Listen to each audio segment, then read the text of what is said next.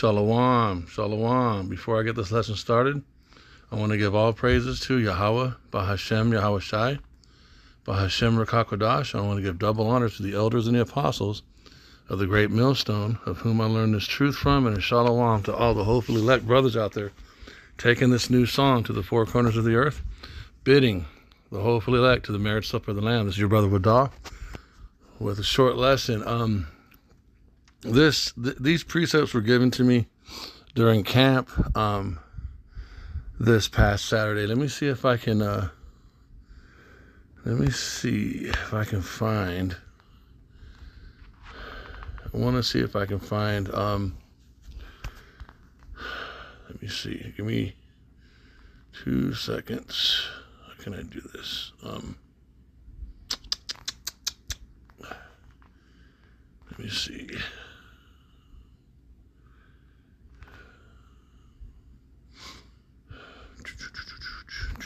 Hold up. Who did I see? Let me see. Boom, boom, boom, boom, boom. No, the playlist. Here we go. History. I want to see if I can pull up Saturday's camp really quick.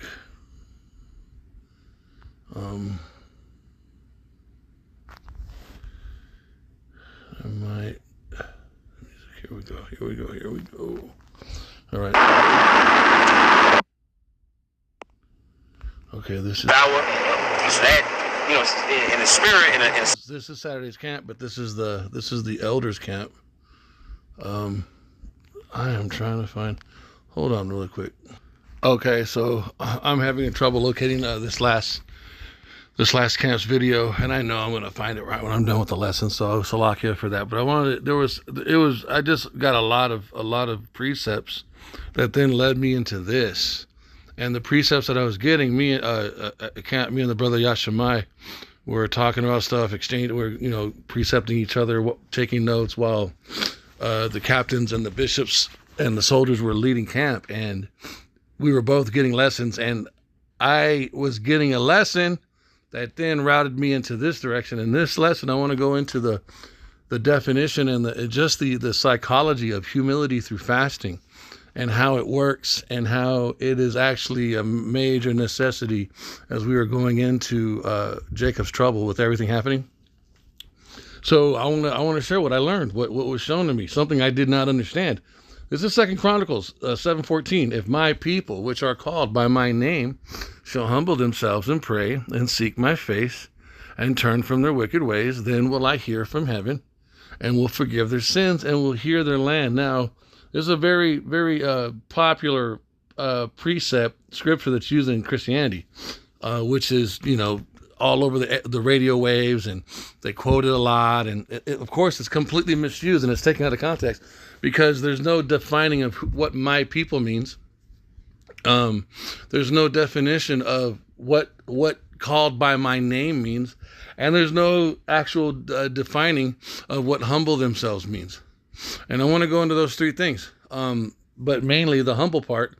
Of course, my name goes into marriage, and my people goes into the specific seed line of Abraham, Isaac, and Jacob, which are the Hebrew Israelites. But the humbling part, just like they didn't describe in the Christian world, my people, it's butchered, and they make it universal, which it's not. And my name, they don't teach the right name. They say God or Jehovah or Jesus. So and to have the right name, that's a contract, which is marriage. We know that. In Numbers? So Numbers. Before I'll get carried away in the precepts. I want to focus on humble. So right here, 2 Corinthians. What is this? What is 2 Chronicles? Salakia 7:14. It's a conversation that's taking place with Yahweh through the Elohim to King Solomon. Who is King Solomon? He's the son of King David. He's the son of Malach Dawadah. He's the son of David. He's also known as Yada Yaja in the scriptures, and he's also known as the Son of God in the scriptures. Those are literal precepts that you can find in, I believe it's 1st or 2nd Kings, where the Most High says, he will be my son and I will be his God. The Most High never said this about any other specific king in Israel. He only said this about King Solomon. And we come to find out, we learn through the elders and the apostles of the Great Millstone that reincarnation is a big is a deep part of this truth. Understanding reincarnation, understanding the cycles of judgment, and seed lines dying and going up and coming back down, dying, going up and coming back down, and the place of judgment being underneath the sun. This is all explained in Ecclesiastes. Right? So this is the Most High having a conversation with Yahushua when Yahushua was King Solomon in his lot as Solomon. And we're going to pull 2 Chronicles, and we're going to read. We're going to add more color to 7:14. This is a conversation that the Most High is having with King Solomon about us, the hopeful elect. This is the topic of conversation. Just like when you go into Isaiah 63, 1 through 5 or 6, that's also a conversation that the Most High is having with Yahushua about Edom.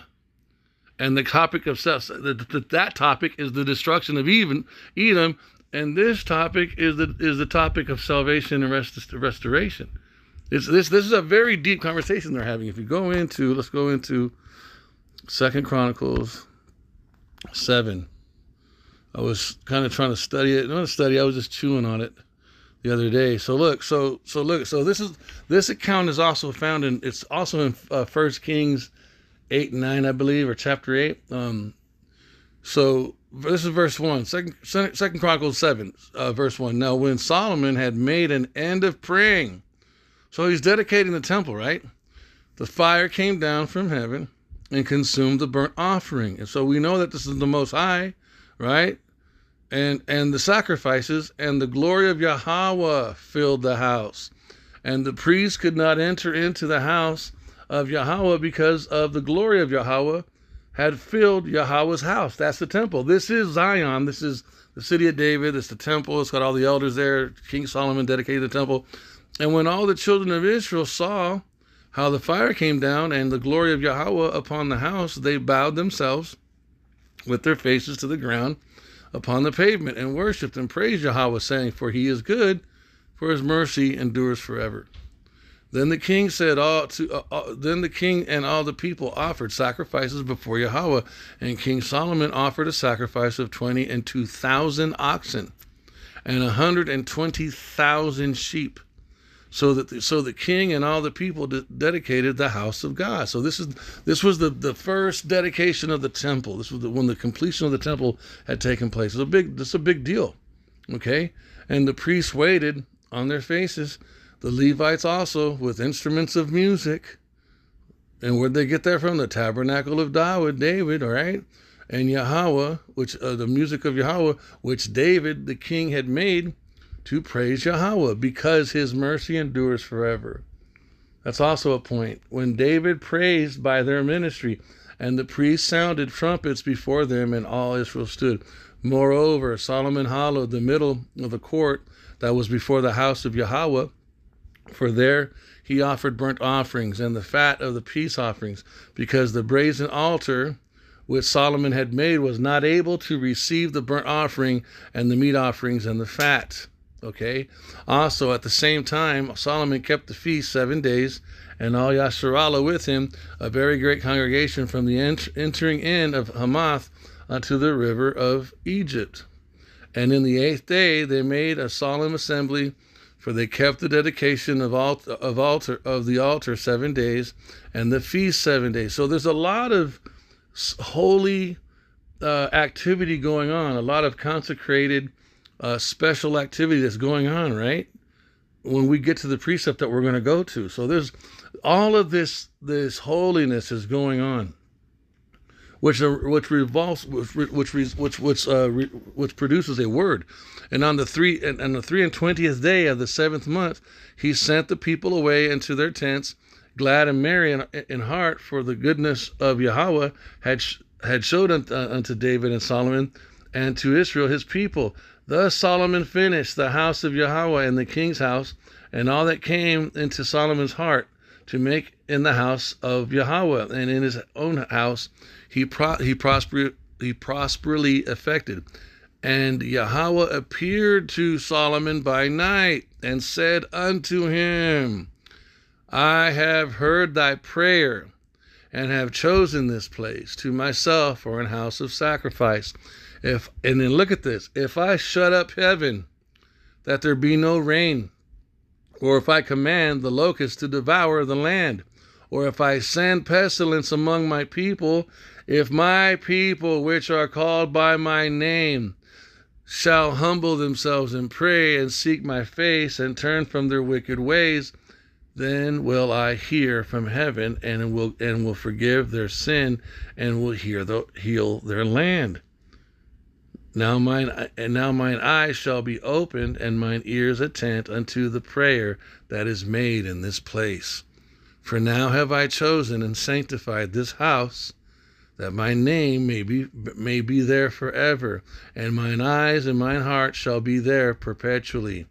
And as for thee, if thou wilt walk before me as David thy father walked, and do according to all that I have commanded thee, and shalt observe my statutes and my judgments, then will I establish the throne of thy kingdom, according as I have covenanted with David thy father, saying, there shall not fail thee a man to be ruler in Israel. But if you turn away and forsake my statutes and my commandments, which I have set before thee, and shall go and serve other gods and worship them, then will I pluck them up by the roots out of my land which I have given them, and this house which I have sanctified for my name. He's not just talking only about the temple, because we know now that the 12 tribes and the bodies of the men, the elect men, and their wives, right? The women and children, that's the temple, but mainly men. We know that that's going to be the third temple, right? Then will I pluck them up by the roots, talking about the split that would take place between the northern and southern kingdom. It's verse 20. Then will I pluck them up by the roots out of my land, which I have given them. And he did that. And this house, which I have sanctified for my name, will I cast out of my sight, and will make it to be a proverb and a byword among all nations. And this house, which is high, shall be an astonishment to everyone that passeth by it. I'm going to stop here. And we know that this has happened. And now here we are in America. I want to go back to verse 14. If my people, which are called by my name, shall humble themselves. Look at this word, humble. We're going to go into it. Humble themselves. Strong's H, 3665. Kaneh. So look at the definition. To be humble, to be humbled, to be subdued, to be brought down, below, be under, be brought into subjection, to humble oneself, to be humbled, to be subdued, right? Okay, so that sounds pretty explanatory, right? Humble. Now look at this. We're going to pull up a king in Israel. Let me find, and he's a king that's being wicked, and he's a very popular wicked king. And you guys are going to trip on this. So let me see. Just give me a little minute to find this guy really quick. I got the okay, 1 Kings 21:29. See thou how Ahab humbleth himself before me, because he humbleth himself before me, I will not bring the evil in his days, but in his son's days will I bring the evil upon this house. What's this talking about? Let's get it. 1 Kings 21. 1 Kings 21. So we know that King Ahab is wicked. He was the same king that was married to the famous Jezebel. For those of you who might not be familiar, this is King Ahab, who was married to Jezebel, and we know how wicked this dude is, okay? Let's read some of it. And it came to pass after these things that Naboth, this is what brings about this story. He did a lot of wicked things, but this one, the Most High approached him and said, what did you do? So look at this. And it came to pass after these things that Naboth the Jezreelite had a vineyard. And I'm speaking this to prove a point to us, you guys. I'm gonna get to my point. Let me read this, and I'll get to my point, and then we'll be done. And it came to pass after these things that Naboth the Jezreelite had a vineyard, which was in Jezreel, hard by the palace of Ahab, king of Samaria. And Ahab spake unto Naboth, saying, Give me thy vineyard, that I may have it for a garden of herbs, because it is near unto my house, and I will give thee for it a better vineyard than it. Or if it seem good to thee, I will give thee the worth of it in money. And Naboth said unto Ahab, Yahweh forbid it me. I believe, and I'm not going to go into it because I haven't studied it yet, but this is also in the law that we're not supposed to do this. We're supposed to keep our inheritance for our seed, for our sons and daughters, right? And Naboth said to Ahab, The Lord Yahweh forbid it me, that I should give the inheritance of my fathers unto thee. And Ahab came into the house. So what Ahab was asking him to do was not only wrong, it was a breaking of the law. It wasn't how Israelites were supposed to do business with each other. And Ahab came into his house heavy and displeased because of the word which Naboth the Jezreelite had spoken to him. For he said, I will not give thee the inheritance of my fathers. And he wasn't supposed to. And he laid him down upon his bed and turned away his face and would eat no bread. But Jezebel, his wife, came to him and said unto him, Why is thy spirit so sad that thou eatest no bread? And he said unto him, Because I spake unto Naboth the Jezreelite, and said unto him, Give me thy vineyard for money, or else if it please thee, I will give thee another vineyard, for it is for it. And he answered, I will not give thee my vineyard. So Jezebel goes in to saying, You're the king, you can do whatever you want, I'm going to take care of this. She writes a letter in his name. She uses her position with her husband, and she writes a letter in the name of the king. She uses a signet and tells the people to set Naboth on high. And watch, so I'll just read it. And Jezebel, his wife, said unto him, Dost thou now govern the kingdom of Israel? Arise and eat bread, and let thine heart be merry. I will give thee the vineyard of Naboth the Jezreelite. So she wrote letters in Ahab's name and sealed them with his seal and sent the letters unto the elders and to the nobles that were in the city. So this is basically going to become like a red flag. It's going to be like a psyop. It's going to be like what you see the government in America doing today, dwelling in Naboth. And she wrote in the letters saying, Proclaim a fast and set Naboth on high among the people, and set 2 men among sons of Belial before him to bear false witness against him, saying, Thou didst blaspheme God and the king, when they don't even care about the Most High, and then carry him out and stone him that he may die. And they did this, they killed him, and then they took his field, right? They took his inheritance. And there came, so let's jump down really quick. Okay, let's look at verse 14. Then they sent to Jezebel, saying, Naboth is stoned and is dead. And it came to pass, when Jezebel heard that Naboth was stoned and was dead, that Jezebel said to Ahab, Arise, take possession. So he takes possessions, right? Okay, let me see. Let's drop down when the Most High speaks. Okay, and the word, look at verse 17. And the word of Yahweh came to Elijah. This is a high-powered prophet, you guys. The Tishbite, one of the most famous prophets in Israel, saying, Arise, go down to meet Ahab, king of Israel, which is in Samaria. Behold, he is in the vineyard of Naboth, whether he is gone down to possess it. And thou shalt speak unto him, saying, Thus saith Yahweh, Hast thou killed and also taken possession? Who does this sound like? It sounds like stuff that Esau does, right? But these are Israelites.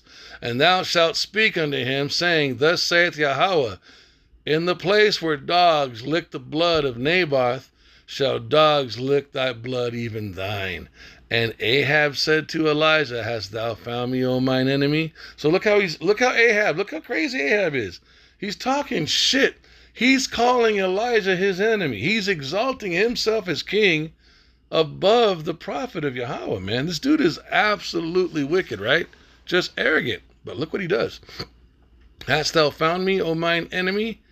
And he answered, I have found thee, because thou hast sold thyself to work evil. So look at the report. This is his report. He's sold himself to work evil in the sight of Yahweh.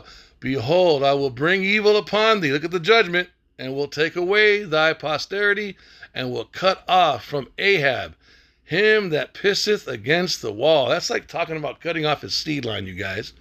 And him that is shut up and left in Israel, because by him taking the inheritance of Ahab, right? I mean, of Naboth, he was affecting his seed line.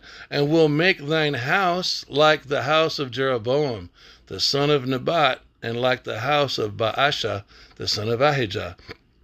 For the provocation wherewith thou hast provoked me to anger, and made Israel to sin. And of Jezebel also spake Yahweh, saying, the dog shall eat Jezebel by the wall of Jezreel. Now, if you go down, look, and look at verse 25. And I'm saying this long stuff to make a point. But there was none like Ahab, which did sell himself to work wickedness in the sight of Yahweh, whom Jezebel his wife stirred up.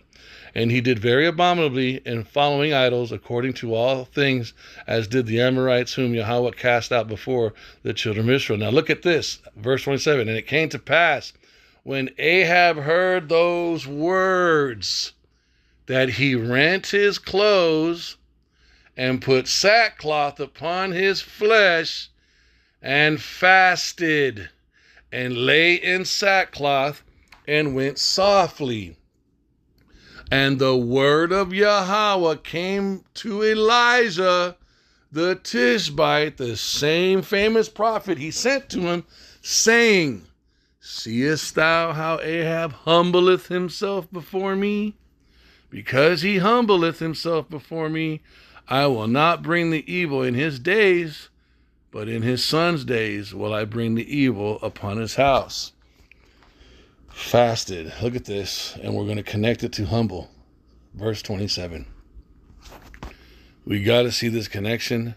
We have to hear how wicked Ahab was, and we have to see the sovereignty.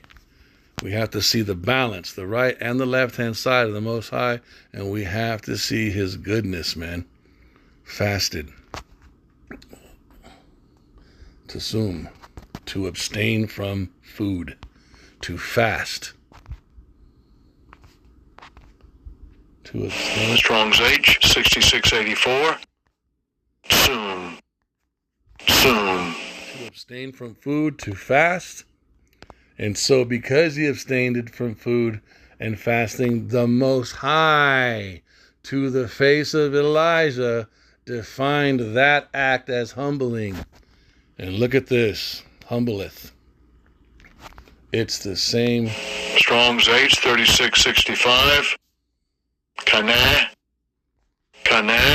It's the exact same word found in Chronicles. To humble. To humbled. Be humbled. Be subdued. Be brought down. Be low. Be under. Be brought into subjection. Okay? So we see, hold on. We see Kings. All right? See it? 1 Kings 21:29. We see H 65, 36:65, Salakia. Himself humbleth. It says Hebrew H 36:65. I'm going to take a photo of that. And then let's jump back to, what is it? It's Second Chronicles. I'm going to 2 Chronicles 7:4. So then we're going to go back into here. Look, we're going to go back. 2 Chronicles 7, right? Is that what it was? 2 Chronicles 7:14. So boom, 2 Chronicles 7:14, and it says to humble, if my people which are called by my name shall humble themselves and pray and seek my face. Okay, we got to get this. Look, boom. If my people shall humble themselves, you see it. H 36:65. Strong's H 3665. Kaneh. It's the exact same. So the Most High looks at fasting, accepts fasting, smells it in a sweet and smelling savor in prayer as humble. And what did he say he would do if we would do this? What did he say he would do? He said he would look. He said he verse. Let's put some color on that. So if my people which are called by my name so we humble first, right? We fast first. We fast and pray and seek his face. What's his face? His wisdom. And we turn from our wicked way. What's his face? His wisdom, which is what? It's his instruction. We listen to the prophets. We study Proverbs, Wisdom of Solomon, Ecclesiastes, Ecclesiasticus. We listen to the voice of wisdom, who has lifted up her voice, and we follow her instruction, and we grow in wisdom, knowledge, and understanding. And from there, we turn from our wicked ways, and as a result, he will hear from heaven and forgive our sins, and will heal our land. How will he heal our land? He sends his word and heals our land, right? Okay, let me get that out. He sends it, and who's his word? His word, Yahawashi. And what does Yahawashi, when he's King Solomon, speak about? Wisdom. All he does is talk about wisdom. He sings about it in the new song. You see how it starts connecting? But what happens? It starts with us humbling ourselves. And so Second Chronicles was written before King Ahab did what he did. So we see the faithfulness of Yahweh Bahashem Yahawashi. This 2 Chronicles 7 was spoken, this declaration, and if you think about it, there was nothing bad going on yet. This was a whole bunch of good stuff right here. Why is the Most High talking about it? If you fuck up, I'm gonna help you if you humble yourself. Why is that? Why is he saying that? Because he knows. He knows we're going to. But the way to get back to restoration is through humility, and humility in this context is described as fasting. And here we see a wicked king who was married to a wicked woman who sold himself to do wickedness. And in one of his wicked acts, when he hears the rebuke, he decides to humble himself. He didn't have to, but he did, right? He humbled himself. Let's go back to it. 2 Kings 21. He goes, 2 Kings 21. Right? And so he humbled. Now the rest. So, oops. Is it 1 Kings? Yep, my bad. 1 Kings 21. Now look at this, man. So he's all wicked. You see the report about him? He's sideways. And he did very abominably in following idols, according to all things, as did the Amorites, whom Yahweh cast out before the children of Israel, right? And it came to pass when they have heard these words. So he's just a wicked dude. But when he heard these words, he rent his clothes and put on sackcloth upon his flesh and fasted and lay in sackcloth and went softly. And the Most High didn't say, you know what, you're such a fuck up, I'm not going to listen to you. No, he said, I'm still going to get that. I'm still going to take the rod to you. But because you fasted, I'm going to scoot it off of you and push it back towards your sons, which means later when he would come back, he would get some too. But in this life, I was gonna tax you right now. I'm gonna wait. That's with this king, you guys. How much more so with a child, with a son, you know what I'm saying? An Israelite son who wants repentance and doesn't want to live a life of wickedness anymore. We got to see this, man. None of you are married to a Jezebel. None of you are a king right now, leading your whole nation off. Ahab was bad, man. So, and the word of Yahweh came to Elijah, the Tishbite, saying, seest thou how Ahab humbleth himself before me? And look at the Most High. Right away, the minute this wicked Israelite king humbled himself through fasting, right away, the Most High speaks again to Elijah. He tells him, see how he humbles himself before me? Because he humbled himself before me, I will not bring the evil in his days, but in his son's days. So so the Most High speaks to the prophets, right? So you can best believe if you are humbling yourself in your private life, the Spirit is going to speak to all the soldiers, all the captains, all the elders. He's going to speak about you, just like he's going to speak about you if you're sideways. Let's go a little bit more into this. I want to go just a little bit more, and then we'll be done. But we got to get this. Okay, so look, if my people, which are called by my name, shall humble themselves and pray and seek my face. So we now know that humbling is connected to fasting. And humbling and fasting is also, the functionality of that is prayer. And then when you're humbling through fasting and prayer, you're seeking his face, which is what? It's his instruction. Let's go. Let's just show it really quick too. And it also goes into the marriage. Look at this, Jeremiah. So this is the Most High wanting us to do this.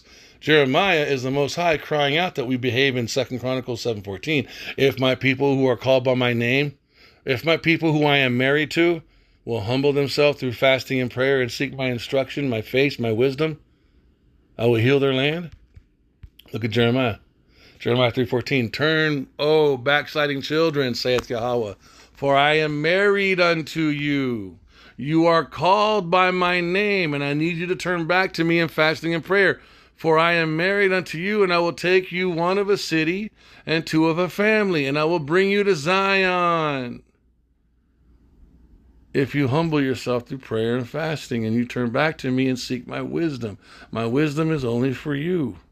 Wisdom enters into holy souls and makes them friends of the Most High and prophets. It says that in the Wisdom of Solomon. Okay, look at this, man. Let me see. Oh, and then look at Ezra's. Look how many times Ezra's was asked to fast by the angel. You see it in Ezra's 5:20. And so I fasted 7 days, mourning and weeping, like as Uriel the angel commanded me. Look again, 6:31. If thou wilt pray yet more and fast 7 days again, that's going to be 14 days, I shall tell thee greater things by day than I have heard. What are these things he's going to tell him? The face of the Most High. What's the face of the Most High? His wisdom. And Yahushai. Well, who is Yahushai? King Solomon. Or Yahushai was King Solomon. What did King Solomon write about? Wisdom. The spirit of the Most High, his Father. That's all King Solomon talked about was wisdom. What does wisdom do? It makes a man's countenance to shine, right? Well, if you look at okay, and I believe I have it in here in Numbers. It's in here. It all connects, you guys. Numbers. Where are you at, Numbers? And we're going to go back to Ezra fasting. Let me see. Let's find it. Look at Numbers 6, right? Numbers chapter 6. So look at this. So this is both. Look at Numbers. Look at Numbers 6, and then we're going to go down to number 6. Let me see. Oh, no. Number 6. Number 6. Chapter 6. So look, it all connects, man. Let me see if I can pull it up. So get out of here. So let's go all the way down. Boom. Okay. Bow. So look at verse 22. And the Lord Yahweh spake unto Moses, saying, speak unto Aaron and unto his sons, these are the high priests at the time, saying on this wise, and we know that Yahushai now is the high priest, ye shall bless the children of Yasharallah, saying unto them, Yahweh bless thee and keep thee. Yahweh make his face shine upon thee, give you his wisdom, and be gracious unto you. That's the sun that heals your land, Yahweh. And Yahweh lift up his countenance upon thee, and give thee peace. And they shall put my name. This is how you get married. This is how we got married. They shall put my name upon thee. He shall put, and they, talking about the priest, and now we know Yahushai is the high priest.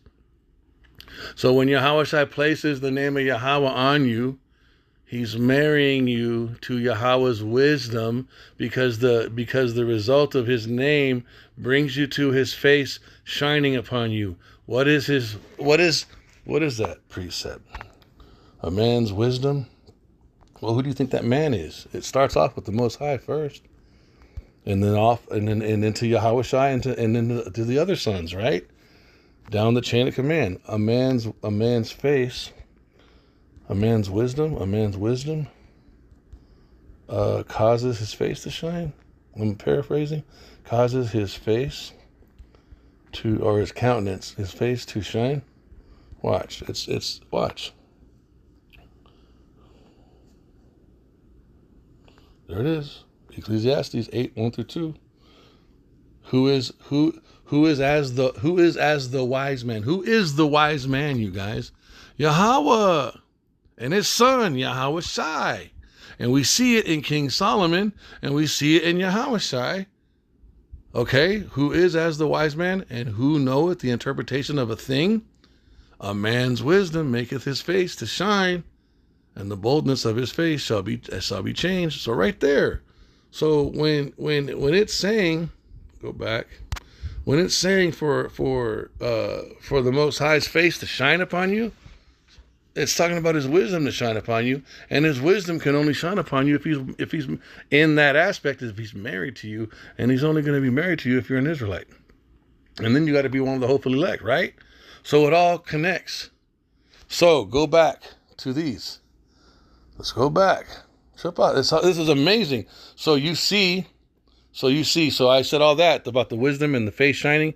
Look at it. Look at Esdras, and we know that the book of Esdras was written by him fasting, which then later he wrote down the recordings in the Bible again, right? And how did he do it? He did it by fasting and prayer, and then he got the wisdom. If thou wilt pray yet more and fast 7 days, again, I shall tell thee greater things. You will be brought to the face. His face will shine upon you, because you're fasting and praying and seeking his face.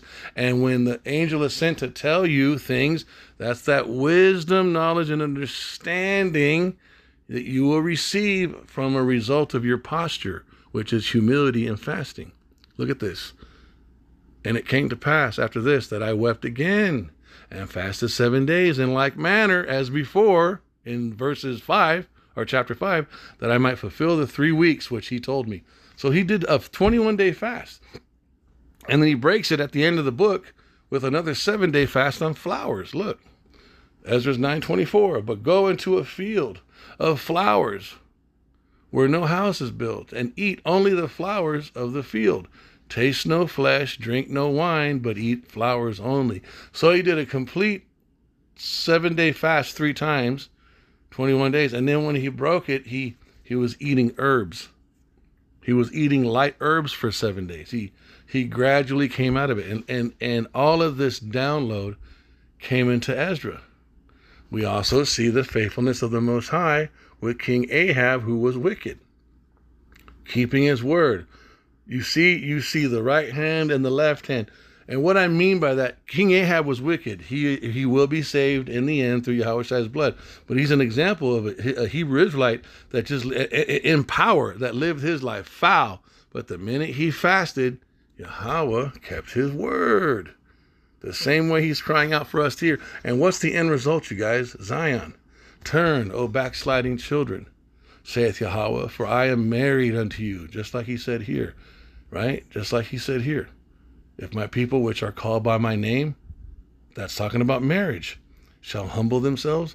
So the only people who can operate in this are the people who are called by his name. That identifies the my people, who are the Hebrew Israelites. Okay, if they will humble themselves, if they will pray, if they will fast and pray and seek my wisdom, my face, I will speak to them like the angel is speaking to Ezra, and you will turn from wickedness.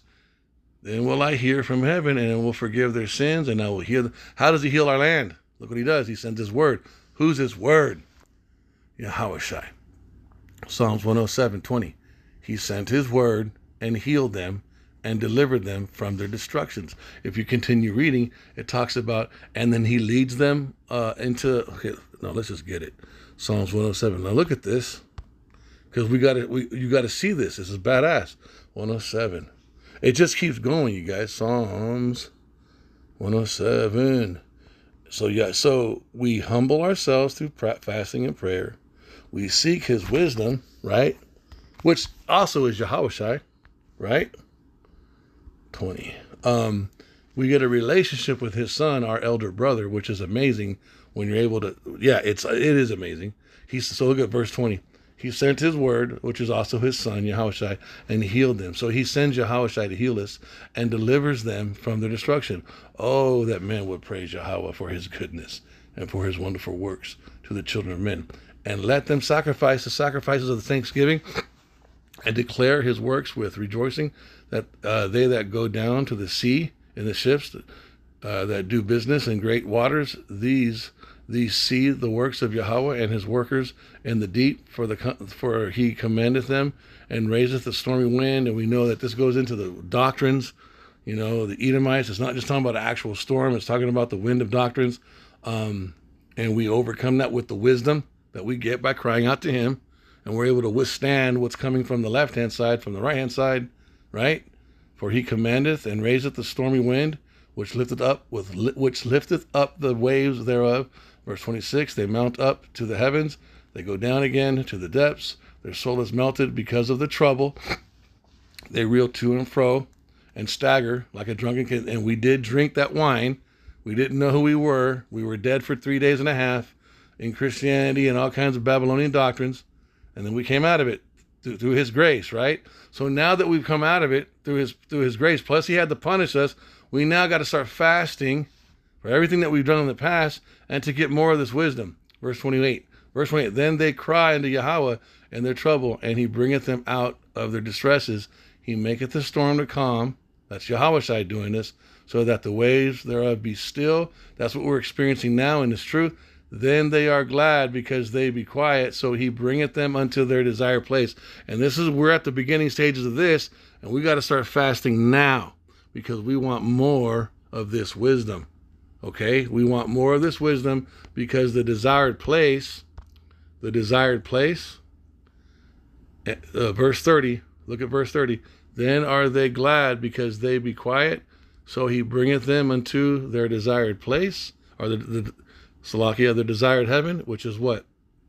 It's Mount Zion. Let me see. Boom, right here. So he says it right here, Jeremiah 3:14. Turn, O backsliding children, saith Yahweh, for I am married unto you.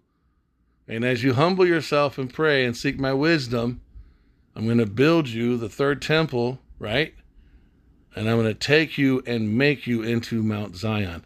And I will take you, one of a city and two of a family, and I will bring you to Zion. And you will become Zion by following Yahweh. And you see it right here. So hold up, Revelations 14, boom. Look at verses 1 through 4. And I looked, and lo, a lamb stood in Mount Zion, and with him 144,000. And this also includes the 1/3 innumerable multitude. And with him 144,000, having his Father's name written in their foreheads, because they've been seeking his wisdom, his face. They've humbled themselves. They repented, and I heard a voice from heaven as the voice of many waters, and as the voice of a great thunder. And I heard the voice of harpers harping with their harps this wisdom. And they sung, as it were, a new song before the throne and before the four beasts and the elders. And no man could learn that song but the 144,000 and 4,000 which were redeemed from the earth. These are they which were not defiled with women. They were no longer tossed to and fro with those winds of doctrine. They were no longer drunk.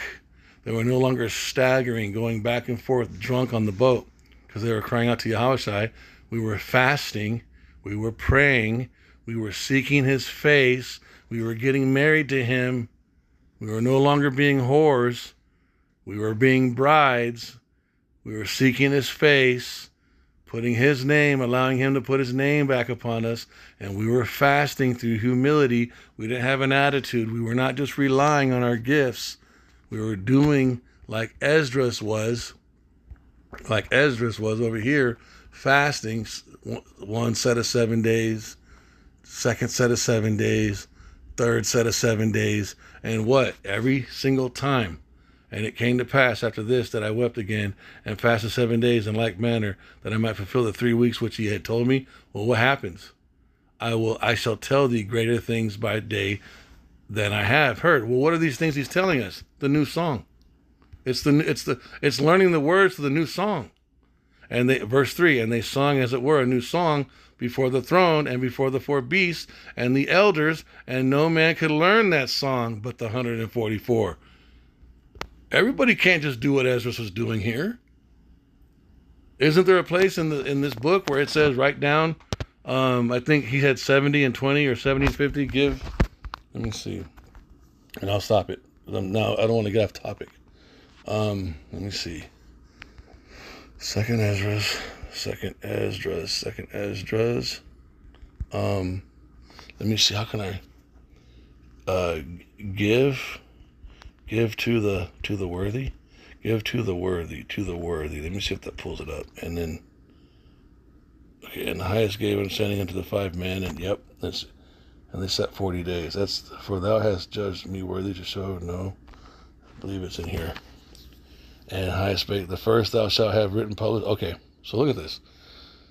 So when the angel gave Ezra at the end of all these fastings, he kept giving him download after download after download of wisdom. And then at the end of the book, he gives him a glass of liquid fire and he drinks it. And that glass of liquid fire gives, like, he's got like 5 or 7 riders that are going to be capturing everything that Ezra is speaking.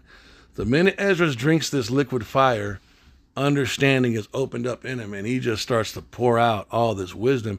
And it takes 5 to 7 other Hebrew Israelite men who are also under the influence of this supernatural wisdom to capture, to precept what he's saying.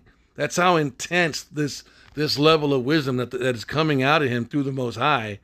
You see what I'm saying? So 2 Ezra 14:45. And it came to pass when the 40 days were filled that the highest spake, saying, the first that thou hast written, published openly, that the worthy and unworthy may read it. Now, if you go again, let's go. But keep the 70 last, that thou hast that thou mayest deliver them only to such as be wise among that people. So some information can go to everybody, and then some information is only to specific people groups based on their level of consecration, humility, and wisdom, and how Yahushua chooses, right? So you see all this, but it's connected. What was all this connected to? Ezra's fasting, which is a form of humility.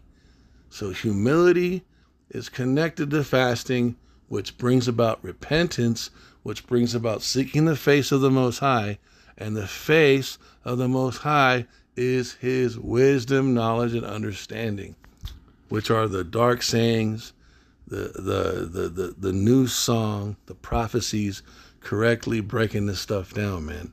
So fasting. And not only that, it's just good to be humble. We got to be humble. And one more, I want to go into one more. There's 2 more. I want to prove a point too, that we need to be fasting, like right now more than ever, fasting. And then Joel. I think Joel there's fasting is mentioned twice. You got 2:12. Let me see. And one, okay. So Joel, we know this is an ancient prophecy, but it's talking about today. How do we know it's talking about today? Because it mentions the archery. It mentions the ICBM missiles, calling them the 200 million man army. That is not talking about human beings. Again, that's more dark sayings. It takes the spirit of wisdom and understanding to understand that. So let's go in order. Joel chapter 1, verse 14. Sanctify ye a fast. Humble yourself. Why? Because I'm going to give you wisdom, and I need you to turn from your wicked ways. Okay? Sanctify ye a fast. Call a solemn assembly. Gather the elders and all the inhabitants of the land into the house of the Lord your power, and cry unto Yahweh. Alas, for the day of the Yahweh is at hand. So we see that this fast is being called to do before the day, literally right in timing at the same time that the day of the Lord is about to approach. And we know that the day of the Lord is judgment. It's the peak of all this prophecy that we're waiting on for the destruction of America, which is going to be the destruction of 2/3 of our people. And we are the hopeful elect, hoping for the salvation that can only come through Yahushua and the chariots, right? So we see in verse 14, there's a requirement. There's a suggestion of humility that comes through fasting. And it's in this time period, you guys. And then it's mentioned again in the 2nd chapter of Joel. We got to get this, man. Therefore also now, saith Yahweh, turn ye even to me with all your heart, and with fasting, and with weeping, and with mourning, and rend your heart, and not your garments, and turn unto Yahweh your power. For he is gracious and merciful. And we see that with him in Ahab, and we see that with him in Second Esdras, and countless of other moments. So we got to get to this place where we are also, this is our heritage, man. Fasting in humility to receive, to repent, and to receive more instruction, more knowledge, wisdom, and understanding is also a part of our heritage, a part of our functionality as Hebrew Israelites. It's not just something you do when you're, not only when you're doing something bad, it's also to get more understanding. It's for him to unlock your brain. It's for spiritual powers. It's because wisdom, knowledge, and understanding of the dark sayings, that is a manifestation, that is a type of spiritual power, you guys, to understand his deep sayings, man. I hope this lesson was edifying. This is something I just started doing, and I'm going to continue doing this. I hope this lesson was edifying. I want to give all praise and honor to Yahweh, by Hashem Yahweh Shai, by Hashem Rakadash. I want to give double honors to the elders and the apostles of the great millstone, of whom I learned from, Shalom, to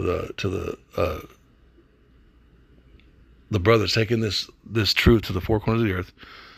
This is the brother Radah with the lesson. Shalom. And I'm just, again, I want to, because I'm stumbling on my words, but I'm thinking, you guys, we really gotta start fasting. We are at the beginning stages of the day of the Lord. Joel chapter 1 and 2 is a now prophecy from days of old till right now. And fasting is mentioned twice. We see the examples with Ezra. We see the example with King Ahab.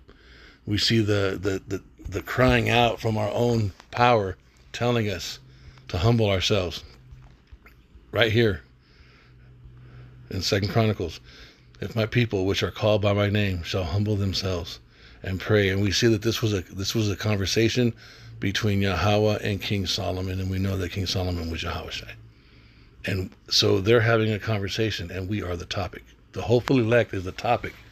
And fasting to bring about effectiveness in our prayer, which gives us power to repent, which then gives us the download of wisdom, is what we want.